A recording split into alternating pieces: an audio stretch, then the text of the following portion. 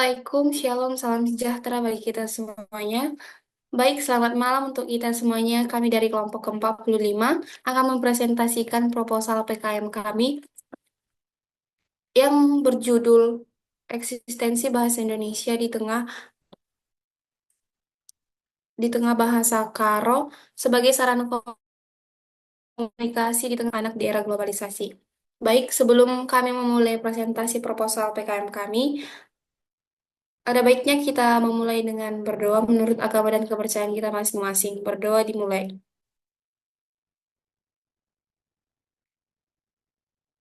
Amin, berdoa selesai. Baik teman-teman, perkenalkan kami dari kelompok 45. Saya Alan Simanjuntak sebagai ketua tim dan teman-teman saya. Saya Nanda Faktor Sregar. Saya Fitriani Masli Yinting. Baik, untuk bab 1 pendahuluan akan dijelaskan oleh Yananda. Kepada Yananda, saya persilahkan. Baik, terima kasih. Di sini saya akan menjelaskan tentang bab satu pendahuluan, yaitu latar belakang dari penelitian kami. Di era globalisasi, interaksi antara budaya semakin menurun dan bahasa global seperti bahasa Indonesia atau bahasa Inggris semakin mendominasi. Bahasa mengalami penurunan penggunaan terutama di kalangan anak-anak bahasa Karo. Bahasa Indonesia dan bahasa Karo berperan dalam pergaulan anak-anak di daerah Karo di era ini. Selanjutnya, rumusan masalah dari penelitian kami yaitu yang pertama, bagaimana eksistensi bahasa Indonesia dalam etnis Karo. Yang kedua, apakah masyarakat Karo sepenuhnya menguasai bahasa Indonesia sebagai bahasa persatuan. Yang ketiga, bagaimana penerapan bahasa Indonesia di etnis Batak Karo. Yang keempat, bagaimana pengaruh penggunaan bahasa Karo dengan kemampuan komunikasi anak di etnis Karo. Selanjutnya, tujuan khusus riset. Penelitian ini bertujuan untuk mengetahui yang pertama, mengetahui bagaimana eksistensi bahasa Indonesia dalam etnis Karo. Yang kedua, untuk mengetahui apakah masyarakat Karo sepenuhnya menguasai bahasa Indonesia sebagai bahasa persatuan. Yang ketiga, untuk mengetahui bagaimana penerapan bahasa Indonesia di etnis Batak Karo.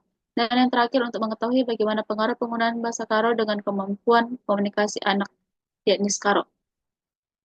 Selanjutnya yaitu manfaat riset. Penelitian ini memiliki beberapa manfaat seperti bagi mahasiswa. Penelitian ini diharapkan dapat menjadi sumber referensi dan memberikan edukasi bagi mahasiswa pendidikan guru sekolah dasar untuk memaknai eksistensi bahasa nasional dan bahasa daerah. Yang kedua, bagi orang tua. Besar harapan hasil riset ini dapat memberikan edukasi bagi orang tua untuk memakai bahasa nasional dan bahasa daerah dengan tepat. Selanjutnya, keutamaan riset. Jika benar bahwa eksistensi bahasa nasional harus diakui sebagai bahasa utama dalam berkomunikasi, tanpa harus melupakan budaya dan bahasa daerah dari etnis Batak Karo. Selanjutnya, temuan yang ditargetkan. Temuan yang ditargetkan pada penelitian ini adalah eksistensi bahasa Indonesia sebagai bahasa utama etnis Batak Karo dalam setiap pribadi masyarakatnya. Selanjutnya, kontribusi riset. Kontribusi yang diharapkan dari riset ini adalah memberikan penjelasan mengenai bahasa Indonesia sebagai bahasa utama masyarakat tanpa melupakan bahasa daerah, eksistensi bahasa Indonesia di tengah bahasa Karo sebagai sarana komunikasi di tengah pergaulan anak-anak di era globalisasi dalam kehidupan etnis Batak Karo.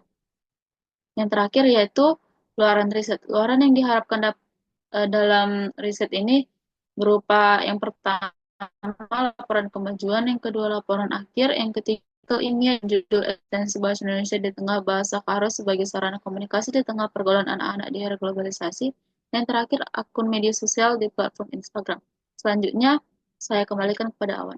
Baik, terima kasih kepada Yananda. Untuk bab 2 akan dijelaskan oleh Fitriani. Kepada Fitri, saya persilahkan. Baik, selanjutnya kami akan membahas bab 2 tinjauan pustaka. Yang pertama adalah state of art. Bahasa merupakan sistem komunikasi yang berfungsi untuk mengekspresikan emosi, menyampaikan informasi, juga identitas dan budaya. Dalam suatu daerah, bahasa bisa terdiri dari beberapa macam bahasa dan logat yang berbeda. Khususnya di Sumatera Utara, tepatnya di Kabupaten Karo, terdapat satu bahasa yang digunakan oleh wilayah ini, yaitu bahasa Karo. Yang kedua adalah landasan teori.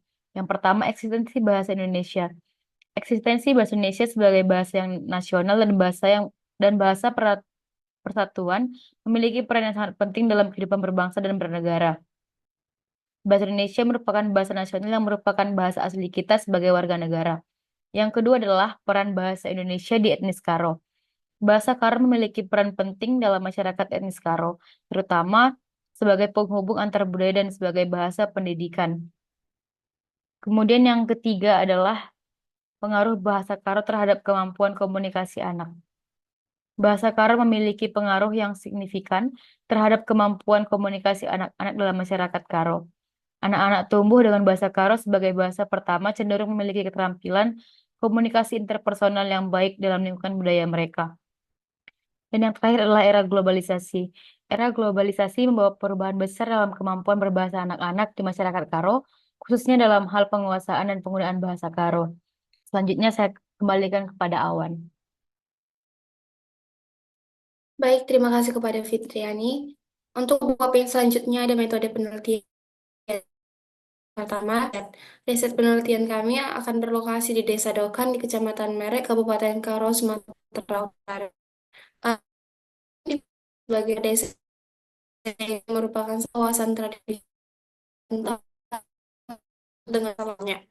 Kemudian ada desain riset. Penelitian ini menggunakan pendekatan kualitatif dengan metode penelitian studi kasus dan anak usia 7-16 tahun sebagai subjek penelitian. Untuk menentukan variabel yang relevan dalam penelitian ini, kami memulai dengan analisis literatur yang untuk memahami faktor-faktor utama yang mempengaruhi penggunaan bahasa, khususnya dalam konteks bilingualisme dan pengaruh budaya lokal. Yang ketiga ada langkah riset. Tahapan pelaksanaan penelitian dilakukan dengan beberapa langkah. Yang pertama, menentukan fokus penelitian yang ingin diteliti, kemudian mengumpulkan informasi dari berbagai sumber, kemudian menetapkan tujuan penelitian, kemudian yang keempat, mengamati dan mengumpulkan informasi dari desa dok.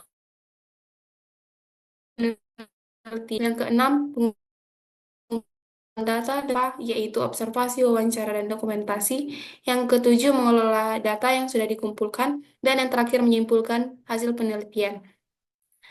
Kemudian ada penentuan unit of analysis. Unit of analysis dalam penelitian ini adalah para masyarakat Batak Karo yang tinggal di Tanah Karo. Adapun yang menjadi subjek dari penelitian ini yaitu eksistensi bahasa Karo di tengah eksistensi bahasa Indonesia di tengah keberadaan bahasa Karo dalam masyarakat Batak Karo. Dan yang terakhir yaitu sumber dan teknik pengumpulan data. Dalam mendapatkan data, terdapat beberapa teknik pengumpulan yang dilakukan. Yang pertama, teknik pengumpulan data sekunder dan teknik pengumpulan data primer. Teknik pengumpulan data sekunder ini merupakan survei literatur yang merupakan penelaahan yang bersumber dari sejumlah buku, artikel, jurnal, dan dokumen yang berhubungan dengan eksistensi bahasa Indonesia. Yang kedua, ada teknik pengumpulan data primer. Teknik ini merupakan survei yang dilakukan secara langsung dengan melibatkan masyarakat. Yang pertama, itu dengan observasi pengamatan secara langsung, dan yang kedua, wawancara dengan tatap muka. Baik, sekian dari bab 3. Untuk bab 4 akan dilanjutkan oleh Fitriani. Kepada Fitriani, saya persilahkan. Baik, selanjutnya kita akan membahas anggaran biaya dan jadwal kegiatan. Jadi, rekapitulasi rencana anggaran biaya kami. Yang pertama, bahan habis pakai kami memerlukan biaya sebesar 2 juta, sewa dan jasa sebesar 2.400.000, transportasi sebesar 1.400.000, serta lain-lain yaitu sebesar 2 juta. Jadi, anggaran biaya yang kami perlukan sebesar 7.800.000. Kemudian ada pun jadwal kegiatan yang akan kami lakukan di bulan pertama, kami akan melakukan mencari dan mengumpulkan literatur terkait dan menyusun rancangan kegiatan penelitian. Di bulan kedua, kami akan menentukan lokasi penelitian, mengurus surat perizinan untuk melakukan penelitian, serta menentukan informan penelitian. Di bulan ketiga, kami melakukan observasi dan wawancara, serta perekaman video dengan informan, melakukan analisis data dan interpretasi data, dan mempublikasikan hasil kegiatan penelitian ke berbagai artikel, serta mengajukan data hasil penelitian ke jurnal Unimed.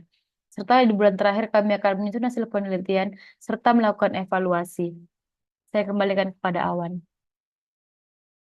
Baik, terima kasih kepada Fitri. Sekian untuk bab 1 sampai bab 4. Untuk lampiran lain-lainnya sudah tertera dalam Word.